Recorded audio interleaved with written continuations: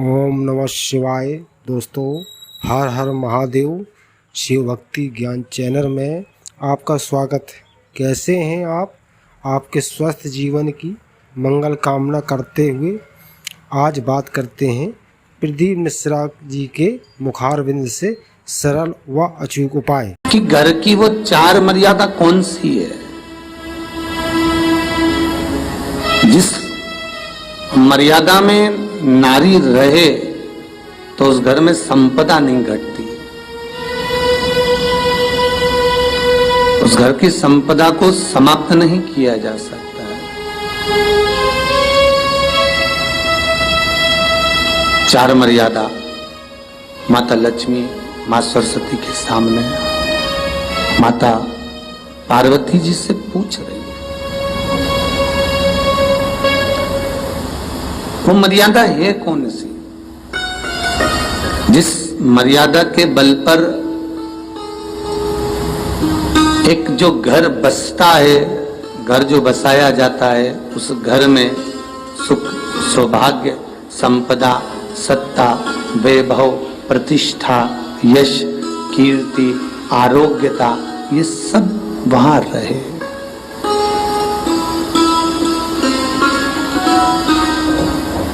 पहला, मां पार्वती ने माता लक्ष्मी को कहा, अतिथि देवो भव।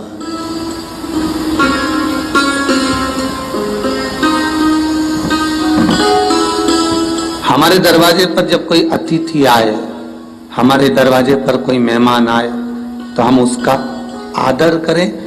परिवार के लोग जो आदर कर रहे हैं वो अपनी जगह पर है, भाई आदर कर रहा है वो अपनी जगह पर है, जेठ आदर कर रहा है वो अपनी जगह पर है, देवर मान सम्मान दे रहा है वो अपनी जगह पर है।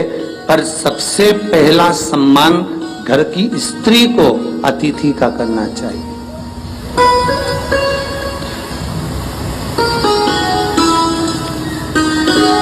सास के मेहमान आ गए, पहचान वाले, बहुवन मालूम पड़े अपने कमरे में बैठी हुई है।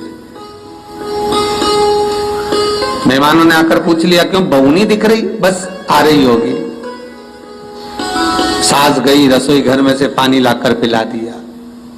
फिर मेहमानों ने पूछा, बहू नहीं दिख रही? बस आती होगी। 2 बार सास ने गिलास भी गिरा दिया कि एक आध तो आ जाओ रही ऊपर से, पर नहीं। जब सास ने चाय रख दी और चाय रखकर सास फिर लेकर आई तो बहुओं के मन में आया, चलो सास ने चाय बना दी है, खुशबू ऊपर आ गई है, अब चलते हैं।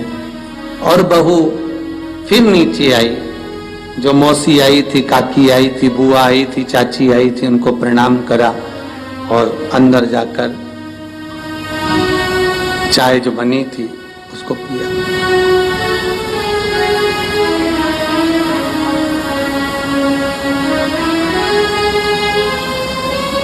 एक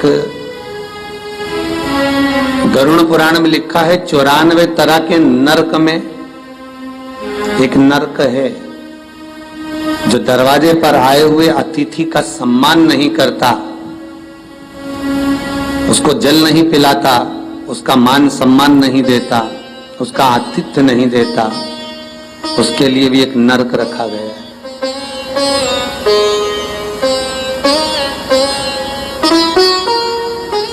हजारों नरकों में एक नरक वो भी है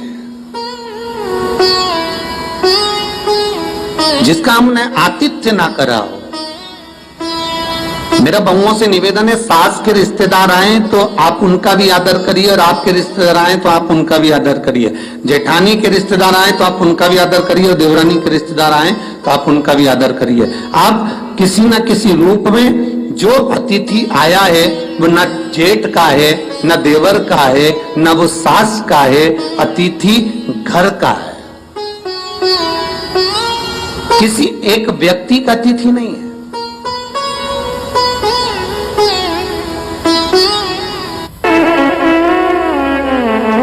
बड़ी बहू सोचे कि मैं घर की बड़ी, बड़े परिवार की, मेरे पास में बहुत धन दौलत, मैं काहे को गिनूं किसी मेहमान को? छोटी बहू सोचे मैं काय को गिनूं, मंजिली सोचे मैं काय को गिनूं, संजिली सोचे मैं काय को गिनूं।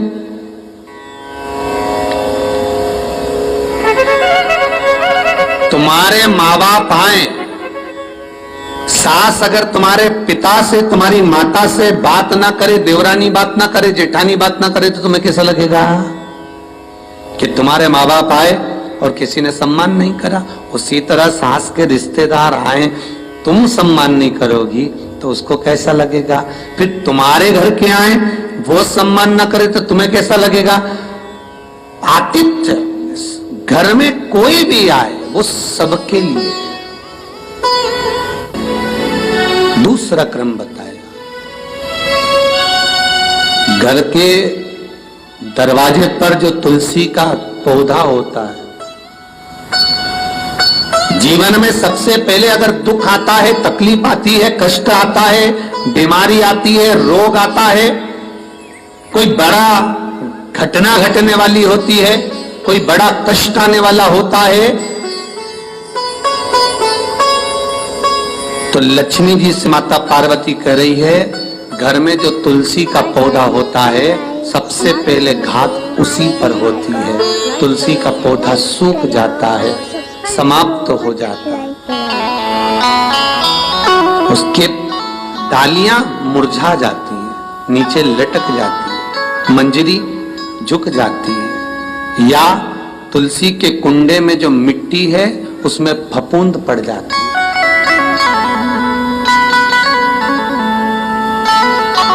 कितना सुंदर बात कही है महाराज। तुलसी के क्यारे में, पद्म पुराण, तुलसी के क्यारे में जो हम जल डालते हैं, वो जल हमने जब डाला और वो जल अगर नीचे गिर रहा है, उसका भी दोष वर्णन है महाराज, उसका भी दोष हमारे शास्त्रों में वर्णित किया गया। तुलसी के क्यारे में अगर जल डाल रहे हैं और वो जल जमीन पर बह रहा है, गिर रहा है, उसका भी दोष है। तुलसी के क्यारे में उतना ही जल दिया जाए जितनी मट्टी सोख ले, 2-4 8 बूंद पानी गिरे चल जाएगा। तुलसी के क्यारे में छिद्र रहता है, बूंद बूंद पानी टपक जाए वो चल जाएगा। पर तुमने तुलसी के क्यारे में जो जल भरा, लोटा भर भर के डाल दिया, और ऊपर से जो जल कुंडा भरा कर उलीच में से, अर्थात भराने के बाद जो नीचे गिर रहा है, वो दोषपूर्ण है महाराज, उसकी दोष था।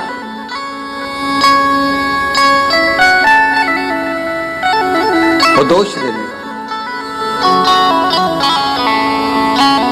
तो लक्ष्मी से माता पार्वती जी कह रही हैं कि दूसरा क्रम है घर में वैभव, लक्ष्मी, संपदा, प्रतिष्ठा, यश, आरोग्य को पाने के लिए तुलसी के क्यारे की आराधना, तुलसी के कुंड को नमन करना कर सकते। तीसरा क्रम कहा,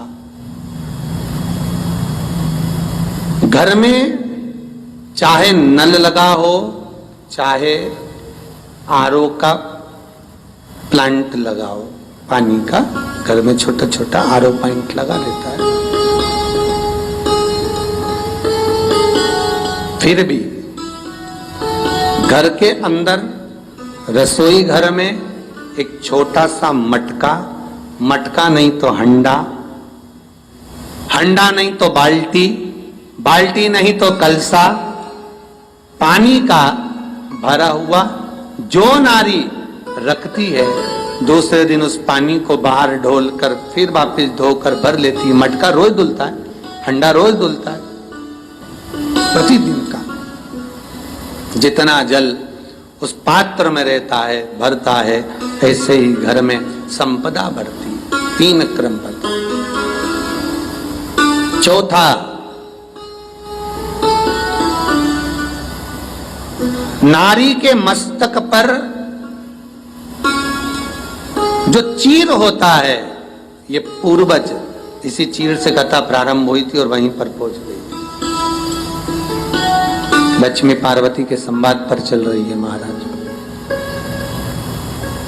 मस्तक पर जो चीर होता है, मस्तक पर जो वस्त्र होता है, वो वस्त्र पूर्वजों का, पितरों का, कुल देवी देवताओं का आशीर्वाद होता है।